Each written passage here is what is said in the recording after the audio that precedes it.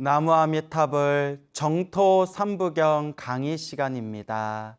여러분 만나 뵙게 되어서 진심으로 반갑습니다. 자, 그러면 진도를 한번 나가 보겠습니다. 여러분들은 우리 영상의 자막으로 이렇게 나오는 내용을 보면서 이렇게 강의를 들으시면 되겠습니다. 저번 시간에 하다가 만 부분인데요. 단좌수하, 근고육년, 행여소응.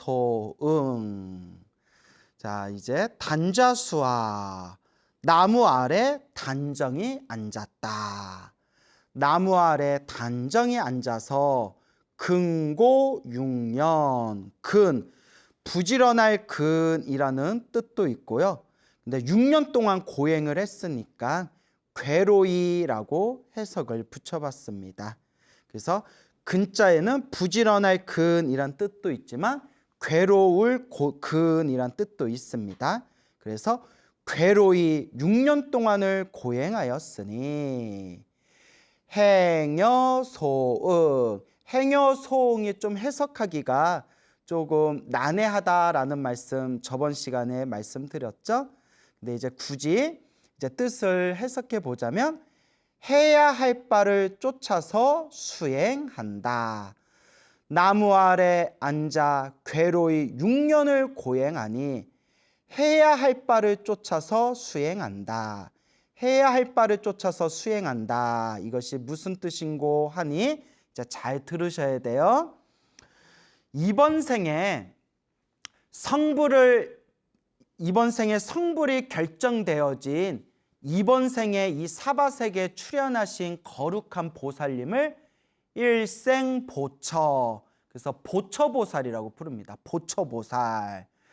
그래서 이 보처보살로서 이번 생에 이 사바세계에 나투신 이 보살님이 6년 동안 이제 고행을 하게 됩니다. 6년 동안 고행을 하는데 괴로이 6년 동안 고행을 한 그 모습은 중생들에게 이 몸을 괴롭히는 고행이 올바른 수행이 아니다. 올바른 법이 아니다라는 것을 보여주기 위함이라고 합니다. 그래서 우리 대승불교에서는 석가모니 부처님께서 보리수 나무 아래에서 완전한 깨달음, 안욕따라 삼맥삼보리를 징득하시기 이전에 6년 동안 고행을 하셨는데 그 6년 동안 고행을 하신 것 자체가 일부러 중생들에게 보여주기 위해서 고행을 하신 것이다 라는 그런 내용이 있습니다. 그래서 왜 일부러 고행하는 모습을 보여주셨냐? 첫째는 부처님께서 너무 쉽게 깨달음을 얻으시면 중생들이 자칫 성불하는 것은 어렵지가 않구나, 깨달음을 얻는 것은 어렵지가 않구나라고 이 부처님의 깨달음에 대해서 가볍게 생각하는 마음을 일으킬 수가 있다. 부처님의 깨달음, 안욕따라 삼맥삼보리, 위없는 깨달음에 대해서 깨달음을 얻는 건 쉽네? 라고 중생들이 잘못된 견해를 일으킬 수가 있기 때문에 일부러 중생들을 경각시키기 위해서, 중생들을 경책하기 위해서 일부러 우리 석가모니 부처님께서 힘들게 고행하다가 결국에는 그 고행도 놓아버리고 이제 보리수 나무 아래에서 이제 완전한 깨달음을 얻으시는 그런 모습을 일부러 중생들에게 보여줌으로써 우리 중생들로 하여금 참으로 우리 부처님께서도 이렇게 깨달음을 힘들게 얻으셨는데 우리가 이 힘들게 부처님께서 깨달으신 이 법을 소중하게 여겨야 된다라는 그 마음을 심어주기 위해서 이렇게 6년 동안 고생하면서 6년 고행을 하는 모습을 보여주셨다라는 그런 첫 번째 이유가 있고, 또 그 다음에 이제 두 번째 이유는 앞에서도 말씀을 드렸지만 6년 동안 인간이 할 수 있는 모든 고행의 모습을 다 보여주고 난 뒤에 마지막에 고행은 의미가 없구나. 몸을 괴롭히는 고행은 완전한 깨달음, 진정한 깨달음을 얻는데 아무런 이익이 없구나 라고 우리 중생들에게 고행의 무의미함과 아울러 올바른 견해, 올바른 수행법을 보여주시기 위해서 일부러 중생들에게 고생 6년 동안 그 고행하는 모습을 보여주신 것이다. 또 이런 견해가 있습니다. 이와 같이 6년의 고행을 보여주시면서 인간이 할 수 있는 그 고행의 모든 모습을 우리 중생들에게 다 보여주시고 마지막에는 이 고행조차도 다 놓아버리고 고행으로는 진정한 깨달음을 얻을 수 없다. 그러면서 이 고행의 그 고행조차도 다 내려놓은 뒤에 이제 올바른 수행, 올바른 깨달음의 모습을 보여주시는 그 과정이 바로 여기 나오는 해야 할 바를 쫓아서 수행한다 라고 표현한 것이다 라는 의미가 되겠습니다. 해야 할 바를 쫓아서 수행하였다. 해야 할 바. 그래서 고행의 모습을 보여주시고 또 고행의 모습 속에서 이 고행은 진정한 깨달음을 얻을 수 있는 것이 아니다라는 것을 보여주시고 더 나아가서 완전한 올바른 바른 깨달음을 얻기 위한 바른 수행의 모습을 보여주시는 그 과정을 해야 할 바를 쫓아서 수행하였다. 이렇게 이제 해석하는 그런 또 관점이 있습니다. 그래서 한번 다시 읽어볼게요. 단좌수아 근고 6년 행여 소응 나무 아래 단정히 앉아 괴로이 6년을 고행하니 이렇게 괴롭게 6년을 고행하시고 또 마지막에 그 6년 고행한 것을 다 스스로 부정하시고 고행을 놓아버리시는 그 모습과 과정 하나하나가 바로 행여소응, 해야 할 바를 쫓아서 수행한다. 이제 당연히 해야 할 바를 쫓아서 중생들을 위해서 보여주시고 중생들을 위해서 알려주시는 그런 몸으로 보여주시는 모습, 해야 할 바를 쫓아서 수행한다 라고 이제 옛 선지식께서는 해석하는 이런 관점이 있습니다. 그러니까 여러분 제가 이 무량수경을 강의하면서 제가 중간중간 설명드리는 부분이 고정된 법은 아닙니다. 여러분 저도 강의를 하기 위해서 저도 이제 여러 가지 번역본들을 하나하나 비교해보고 또 여러 해설서들을 이렇게 살펴보면서 그나마 그 중에서 그냥 제가 생각할 때 가장 그래도 납득이 될 만한 부분, 조금 더 설명이 용이한 부분들을 여러분들한테 이렇게 소개해 드리는 거지 꼭 제가 얘기하고 있는 게 정답은 아닙니다. 늘 여러분들에게 말씀드리지만 부처님의 가르침은 너무나 심오해서 그걸 바라보는 관점이 저마다 다릅니다. 그러니까 여러분들은 여러 관점들을 흡수해서 그 부처님께서 말씀하시고자 했던 그 진정한 의미, 그 교훈을 잘 여러분들이 파악하면서 공부하시면 되겠습니다. 그러니까 제가 여러분들한테 강의하고 있는 이 무량수경 강의도 여러 관점 중에 하나다라는 그런 참고사항으로 이해하시면 되겠습니다. 다시 말씀드리지만 우리가 부처님이 되어서 성불하기 직전까지는 완전한 답은 없다. 그 부처님의 심오한 답을 하나하나 올바르게 이해해 나아가는 그런 과정 발걸음이다. 이제 이렇게 여러분들이 되새기면 되겠습니다. 자, 다음으로 넘어가겠습니다. 현, 오탁찰, 수순, 군생, 시유, 징구. 현, 여기서 말하는 현은 나투다, 보여주다, 나투다라는 뜻입니다. 뭐 세상에 나투다라는 표현 있죠? 나투다, 보여주다, 나타내다. 오탁착, 오탁은 다섯 가지의 탁함. 찰은 찰토라고도 하고 쉽게 말하면 국토입니다. 국토. 우리가 살아가는 이 세계, 국토를 찰토, 국토라고 부릅니다. 그러면 오탁찰 하면 다섯 가지 탁함이 있는 국토, 다섯 가지 그런 번뇌의 때가 있는 국토를 뜻합니다. 그럼 오탁이 무슨 뜻이냐? 자, 자막의 내용을 한번 여러분들 읽어보시기 바랍니다. 오탁, 나쁜 세상에 대한 5종의 더러움이니, 나쁜 세상에 대한 5종의 더러움이니, 겁탁, 견탁, 번뇌탁, 중생탁, 명탁, 다섯 가지를 뜻한다.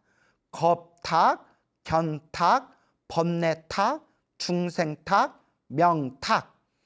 그래서 겁탁 할 때 겁은 시대가 탁하다라고 보통 표현합니다. 시대.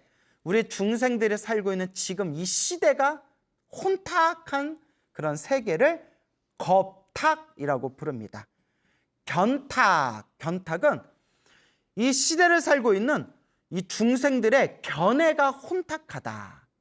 우리가 살아가다 보면 저마다 자기가 가지고 있는 견해가 있지 않습니까? 그래서 바른 견해가 살아있는 시대가 있고, 바른 견해가 무너지고 사이비의 견해, 어리석은 견해, 삿된 견해가 가득한 시대가 있겠죠. 그래서 어리석고 그리고 삿된 사이비와 같은 견해가 득실득실한 견해가 혼탁한 시대를 견탁이라고 부른다고 합니다. 번뇌탁은 번뇌가 드글드글 끓고 있는 그런 시대를 번뇌가 혼탁하다라고 부릅니다. 번뇌가 혼탁한 세상. 중생탁, 이 중생들, 전생에 지어놓은 선업과 공덕의 힘이 약해서 이번 생에 업장 많고 어리석은 그런 중생들이 많은 그런 세계. 그래서 중생이 혼탁하다 해서 중생탁이라고 합니다. 명은 수명을 뜻합니다. 수명. 그래서 수명이 혼탁하다. 이게 무슨 뜻이냐?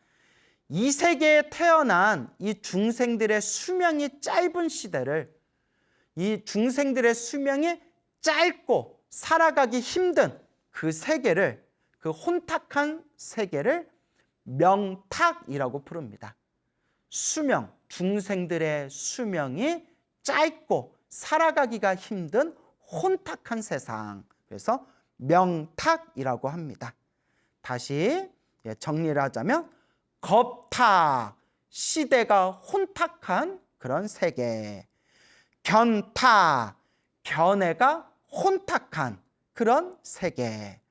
번뇌탁, 번뇌가 드글드글, 번뇌가 막 끓어오르면서 그 무거운 번뇌가 아주 그냥 혼탁한 그런 시대, 그런 세계.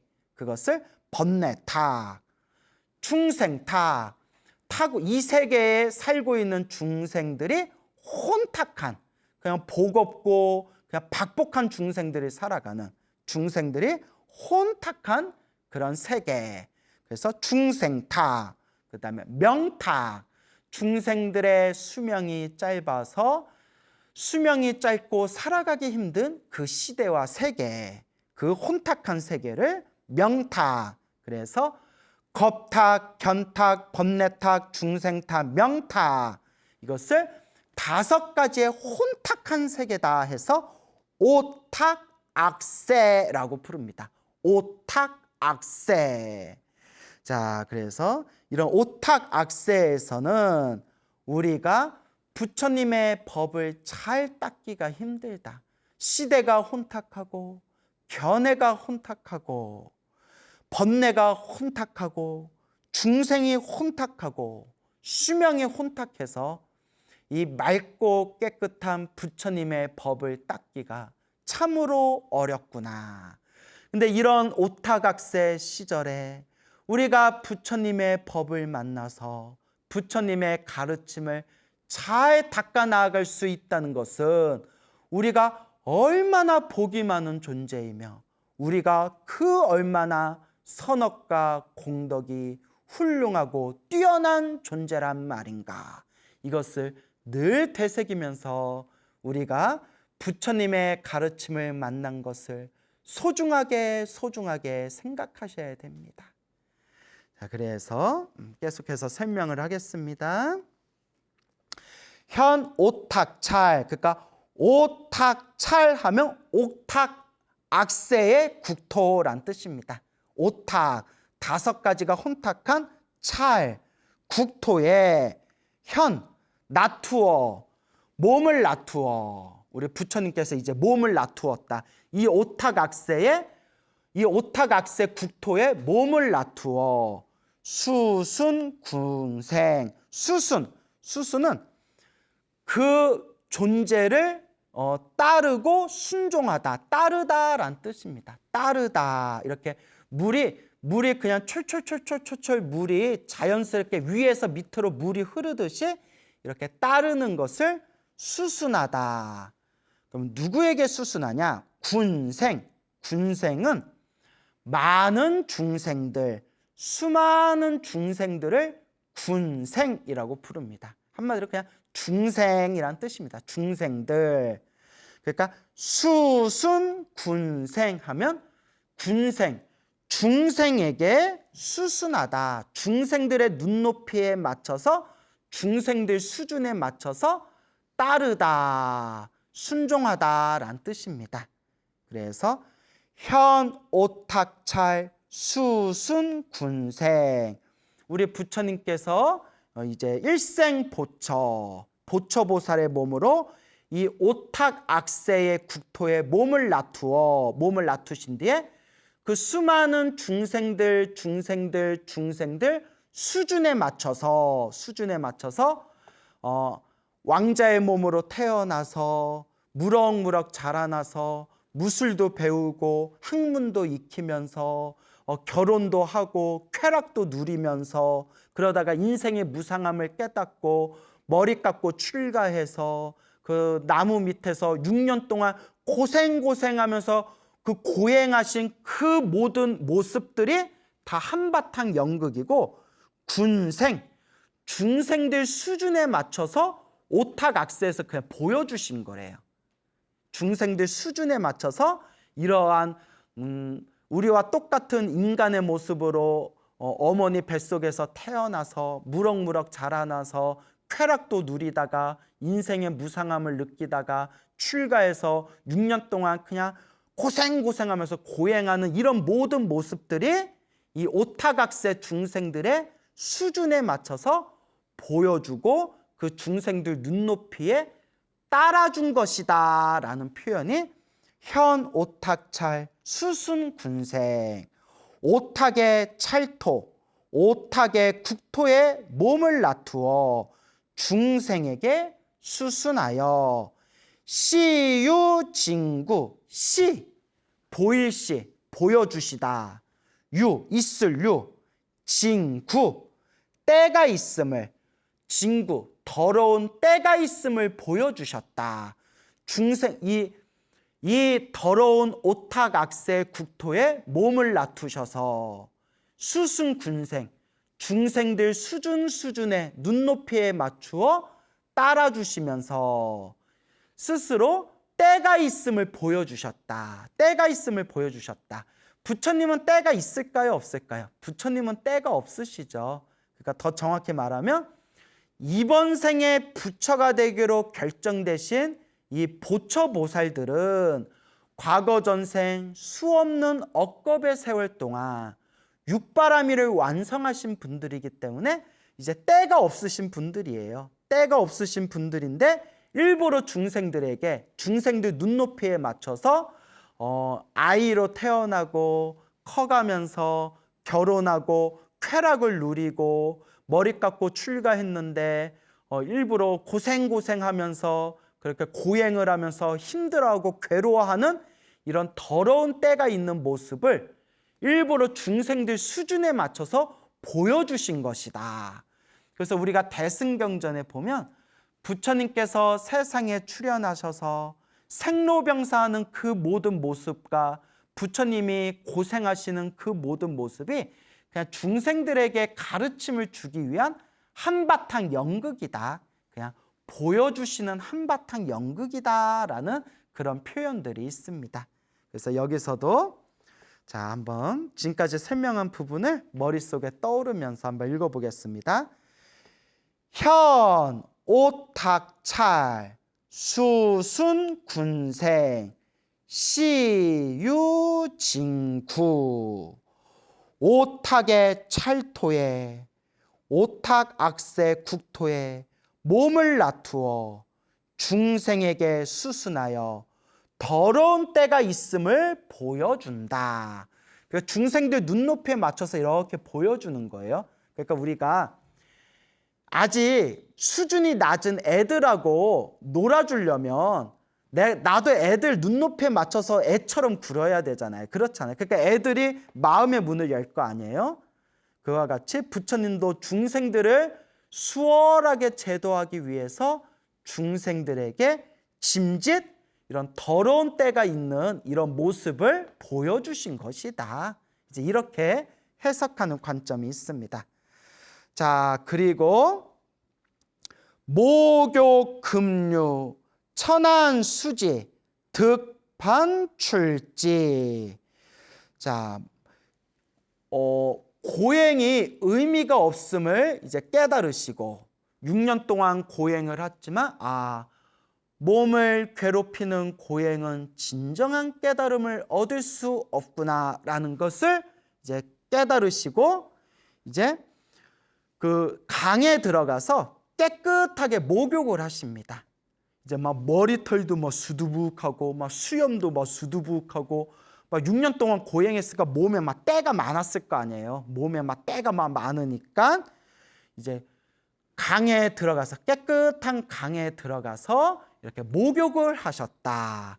그래서 부처님께서 깨달음을 얻기 직전에 깨끗하게 목욕하신 강이다 해서 금류라고 표현한 겁니다. 쇠금자, 금, 황금이라는 금자로서 금류. 이제 그래서 그런 금류, 황금이라는 상징적 의미를 붙여서 금류, 금류에서 목욕하셨다라고도 하고요. 또 이제 이런 관점이 있어요. 바야흐로 목욕을 하실 때 그 찬란한 그 광명이 그 강에 비쳤기 때문에 마치 그 강이 황금색처럼 번쩍번쩍했기 때문에 금류라고 부른다. 이제 금류, 쇠금자에 흐를류, 흐르는 강에서 그 금빛으로 번쩍번쩍 광명이 가득한 그 강에서 목욕 금류, 황금 가득한 혹은 금빛 가득한 그 흐르는 강가에서 깨끗이 목욕을 하셨다. 그게 목욕 금류. 천안수지, 천, 여기서 말하는 천은 천신을 뜻합니다. 하늘천, 하늘의 신. 천신이 안, 당길 안자야. 당기다, 당길 안. 그리고 수지, 그래서 수지는 나뭇가지를 뜻해요. 나무수, 가지지, 수지, 나뭇가지. 그래서 천안수지 하면 천신이 나뭇가지를 당겨주어서 득반출지, 반은 잡을 반자예요. 잡을 반. 그러니까 잡을 반. 그 나뭇가지를 잡아서 출지, 나올 출, 나갈 출, 지는 연못지. 그러니까 목욕하시던 그 저수지, 못에서 이제 그 천신이 당겨주는 나뭇가지를 잡고서 나올 수가 있었다. 그래서 득반출지, 득. 여기서 득은 이제 문법인데 뭐뭐 할 수 있다. 이제 그런 득자고요. 얻을 득이라는 뜻도 있지만 뭐뭐 할 수 있다. 득자. 반, 잡을 반, 출지. 잡아서 연못에서 나올 수가 있었다. 이렇게 직역이 가능하겠죠. 이게 무슨 뜻이냐? 6년 고행을 마치고 목욕을 깨끗하게 했는데 너무 몸에 힘이 없어가지고 너무 힘들어서 강 밖으로 나올 수가 없었대요. 강 밖으로 나올 수가 없었을 때, 몸에 힘이 너무 없어서 강 밖으로 나올 수가 없었을 때, 하늘의 천신이 그걸 보고 하늘의 천신이 땅으로 내려와서 나뭇가지를 이렇게 당겨줬대요. 나뭇가지를 당겨주니까 천신이 당겨주는 나뭇가지를 붙들고서 이제 그 연못에서, 강에서 나올 수가 있었다라는 내용이 목욕, 급류, 천안, 수지, 득반, 출지. 급류에서 목욕하고 천신이 나뭇가지를 당겨주니 붙잡고 물에서 나오게 된다. 그래서 이제 지금 설명드리고 있는 이 부분이 우리 석가모니 부처님 일대기에 나오는 그 내용 그대로 지금 거의 복사한 거라고 말씀드렸죠. 여기서 이제 중요한 내용 하나가 빠진 게 있어요. 여러분들 부처님의 생애, 부처님의 일대기 보신 분들 계시죠? 여기서 이제 뭐가 빠졌냐면 우유죽을 받아 드시고 몸의 체력을 회복하셨다라는 부분이 여기 빠져요. 그래서 어느 여인네가 지나가다가 정성껏 만든 우유죽을 이제 깨달음을 얻기 직전에 그 부처님께 우유죽을 올리고 그 우유죽을 드신 우리 석가모니께서 건강을 회복하시고 힘을 내셔서 이제 보리수 나무 아래에서 마지막 수행, 마지막 정진에 들어가셨다라는 부분이 여기에는 이제 빠져 있습니다. 불교에서는 그 우유죽을 받아 드시고 건강을 회복하셨다. 이 부분이 부처님 생애 일대기에서 중요한 부분이거든요. 근데 여기서 이제 빠져 있습니다. 사실 무량수경에서 이게 중요한 부분은 아니니까요. 자, 그래서 급류에서 목욕하고 천신이 나뭇가지를 당겨주니 붙들고 붙잡고 물에서 나오게 된다. 영금익종 왕의 도랑. 영금, 신령스러운 새들이 날개짓하면서 따르니 익종, 날개짓을 하면서 옆에서 따르니 왕의 도량, 깨달음을 얻는 장소, 도량의 왕에 가서 도착했다. 그러니까 깨끗하게 목욕을 한 뒤에 강에서 나오신 뒤에 이제 보리수 나무가 있는 곳에 이렇게 걸어가시는데, 그때 보리수 나무로 이렇게 걸어가실 때 그 수많은 신령스러운 새들이 아름다운 노래를 부르면서 막 날갯짓을 하면서 그 도량, 보리수 나무가 있는 도량까지 새들이 마치 이렇게 시종을 하듯이 옆에서 싹 따라와주는 그런 모습을 표현한 것이 되겠습니다. 영금익종 왕의 도량, 신령스러운 새들이 날개짓하며 따르니 도량에 도착했다. 길상감징 표장공조. 야, 이 문장이 엄청 어려워요. 솔직히 말하면 한문이 어려워. 여러분, 이 한문이 참 어려운 거예요. 여러 문장으로 되어 있는 내용을 4글자, 6글자, 8글자에다가 함축해서 사자성어, 고사성어처럼 표현하다 보니까 요 문장과 요 단어의 뒷배경을 모르면, 밑에 뒷배경을 모르면 이게 무슨 뜻인지 하고 이게 해석이 안 돼요.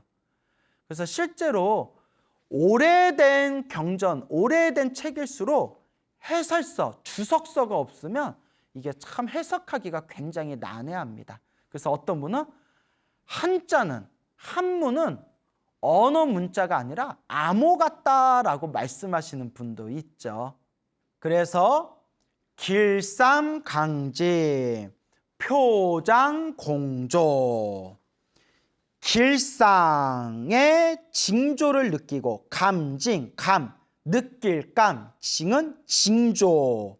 길상감징, 길상의 징조를 느끼고 표장공조. 표장은 겉으로 드러내다라는 뜻입니다. 그래서 사람들에게 선포하는 거예요. 사람들에게 선포하고 사람들에게 널리 드날리듯이 겉으로 분명하게 뚜렷하게 드러내다. 그게 표장이라는 뜻이고요. 공조는 요게 이제 한자 단어가 익숙하지 않은 단어인데 공조라는 단어를 불교 사전에서 찾아보면 부처님의 깨달음, 성불이란 뜻이 있습니다. 성불, 깨달음.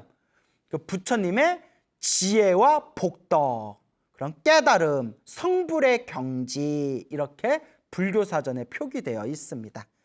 그러니까 길상감징, 표장공조, 길상의 징조를 느끼고 공조, 성불, 깨달음을 드러내 나타낸다.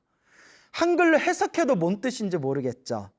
그러니까 이게 요 8글자에는 엄청난 배경, 엄청난 스토리가 이렇게 담겨져 있어요. 그게 뭐냐면 이제 우리 석가모니 부처님께서 이제 보리수 나무 아래에서 깨달음을 얻기 직전에 6년 고행을 하시고 난 뒤에 6년 고행의 의미가 없다는 걸 아시고는 그 강에 들어가서 깨끗하게 목욕하시고 강에서 나온 뒤에 이제 보리수 이제 나무로 이제 향하시게 되는데 그때 이제 우유죽을 받아 드시고 또 건강을 이제 완전히 체력을 회복하시게 됩니다. 그래서 이제 보리수 나무가 있는 그 도량으로 이렇게 걸어가시다가 어떤 그 농부가 혹은 어떤 채는 어린 동자라고도 돼 있고 뭐 어떤 농부가 이렇게도 돼 있습니다. 책마다 좀씩 다른데 하여튼 어떤 사람이 아주 고운 풀 있죠. 아주 고운 풀을 이렇게 자르고 있더래요.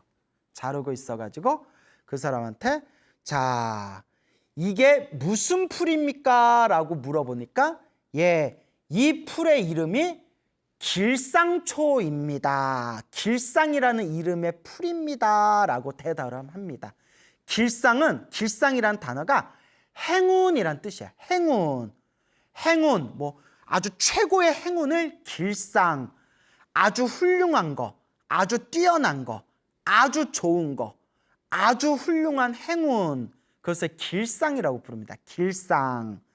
길상이라는 이름의 풀입니다. 길상초입니다. 라고 딱 듣는 순간 무언가 참 좋은 징조다. 내가 깨달음을 얻을 수 있는 좋은 징조다라는 걸 딱 느끼셨다고 합니다. 그게 바로 감징, 징조를 느끼셨다. 길상이라는 이름을 들으시고 아주 좋은 징조를 느끼셨다. 길상감징.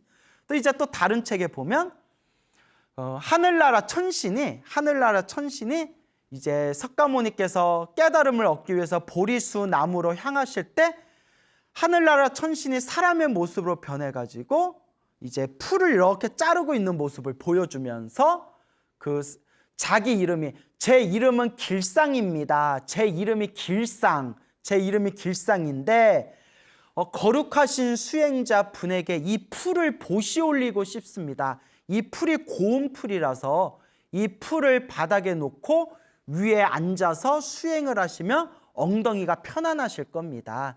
제 이름은 길상이라고 하는데 제가 지금 지금 제가 이렇게 깔끔하게 벤 요 부드러운 풀을 보시 공양 올리겠습니다 라고 한 길상이라는 이름의 사람이 풀을 공양 올린 것을 그것을 보시고 우리 석가모니께서 참 좋은 징조다. 감징, 좋은 징조임을 느꼈다. 이제 이런 내용의 또 다른 편집본이 있습니다. 뭐 2600년 동안 이야기가 내려오다 보니까 이야기가 좀 이렇게 달라질 수가 있어요. 그래서 하여튼 길상이라는 이름의 사람이 풀을 올렸다라고도 해석해도 되고 혹은 어떤 사람이 풀을 뱉는데 그 풀의 이름이 무엇이요? 물으니 예, 길상이라는 이름의 풀, 길상초입니다라는 말을 듣고 어쨌거나 길상이라는 단어가 행운, 아주 좋은 것이란 뜻이 있으니까 길상하는 순간 좋은 징조를 느끼면서 큰 소리로 노래 부르시기를, 큰 소리로 개성을 높이시기를 마땅히 내가 이번에 마땅히 내가 깨달음을 얻으리라. 위없는 깨달음, 안욕따라 삼맥삼보리, 무상정등 정각을 얻으리라 라고 이렇게 노래를 부르십니다. 내가 마땅히 그 길상이라는 이름을 듣고 좋은 징조를 느끼면서 내가 마땅히 올바른 최상의 깨달음을 얻으리라 라고 노래를 부르시고 널리 선포하신 게 바로 표장공조, 성불, 깨달음 얻을 것을 널리 나타내셨다라는 의미가 되겠습니다. 한문으로 해석하니까 너무 어렵죠. 예, 저도 약간 후회되는 게 그냥 한글로 쭉쭉 읽을까 싶다가 그래도 지금 아니면 우리 불자님들하고 언제 이렇게 한자 원문으로 이렇게 읽어보겠냐 해가지고 어쨌거나 한번 여러분들 그냥 이해가 되든 안 되든 이렇게 영상에 자막이 있으니까 한 구절 한 구절 같이 따라 읽으면서 이렇게 마음에 되새겨 보시기 바랍니다. 하여튼 길상감진 표장공조 요 8글자 설명하는데 그 밑바탕에 이 8글자에 엄청난 스토리텔링들이 이렇게 이제 스며져 있는 거예요. 제가 지금 시간 관계상 짧게 설명을 드리고 있는 겁니다. 제가 마음 먹고 자세하게 설명하면 이게 몇 년이 돼도 이게 진도를 나갈 수가 없어요. 그래서 일단 굵직한 부분만 간단하게 설명을 하도록 하겠습니다. 자, 어쨌거나 길상감징 표장공조 함께 읽어보세요. 영상의 자막을 보면서 길상의 징조를 느끼고 공조, 성불, 깨달음을 드러내 나타낸다. 그 길상이라는 이름을 듣고 참 좋은 징조다라고 느끼시고는 이번에는 내가 마땅히 올바른 깨달음을 얻으리라 라고 공조를 이렇게 노래, 개송으로서 드러내 나타나셨다라는 그런 의미가 담겨져 있습니다. 그래서 이 길상이라는 농부가 길상이라는 풀을 이제 우리 석가모니 부처님께 보시를 올립니다. 석가모니가 보리수 아래에서 깨달음을 얻기 직전에 이 풀을 보시를 올리는데 그 풀을 보시 올리는 그 장면이 자 함께 읽어보겠습니다. 애수시초 부불수하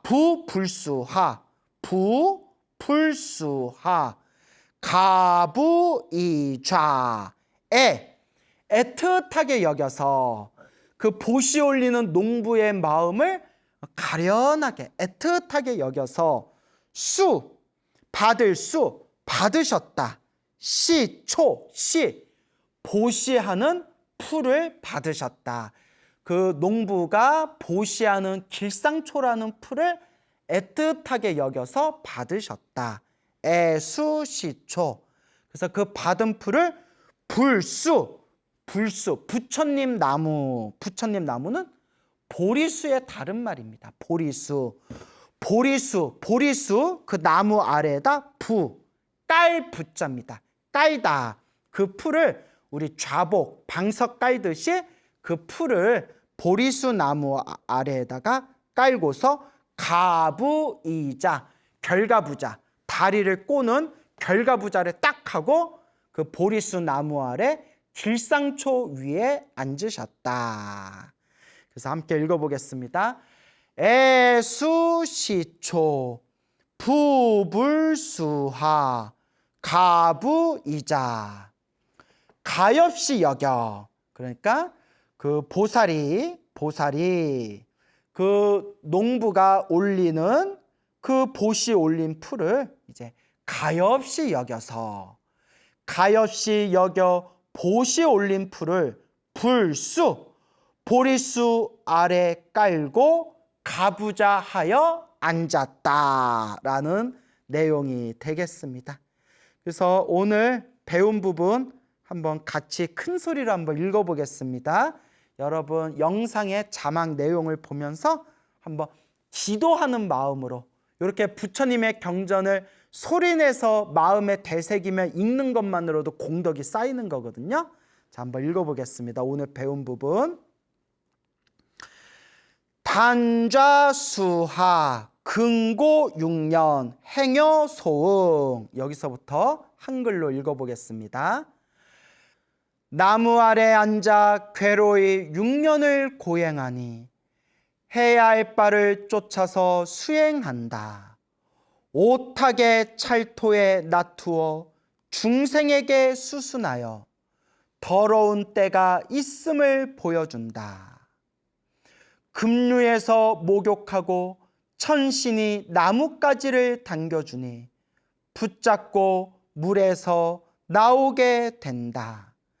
신령스러운 새들이 날개짓하며 따르니 도량에 도착했다.